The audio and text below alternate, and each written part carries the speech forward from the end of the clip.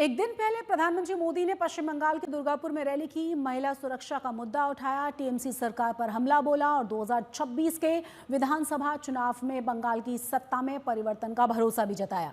बंगाल की रैली में प्रधानमंत्री मोदी ने मां काली का जय घोष किया, जिस पर अब राजनीति शुरू हो गई है, क्योंकि टीएमसी सवाल कर रही है कि आखिर प्रधानमंत्री मोदी ने बंगाल में जय श्री राम का नारा क्यों नहीं लगाया। जय मां काली, जय मां दुर्गा।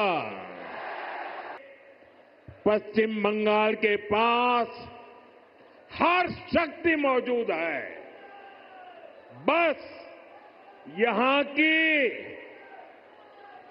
टीएमसी सरकार बंगाल के विकास के आगे दीवार बनकर खड़ी है। जिस दिन टीएमसी सरकार की दीवार बंगाल में गिरी, उसी दिन से बंगाल विकास की नई तेजी पकड़ लेगा।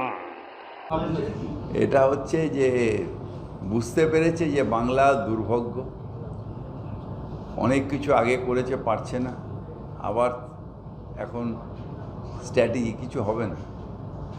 স্ট্র্যাটেজি হচ্ছে একটাই, সেটা হচ্ছে সাম্প্রদায়িকতা, যে যতদিন না ছাড়বে বাংলার মানুষ তোমাকে এখানে পায়ের তলায় মাটি দেবে না।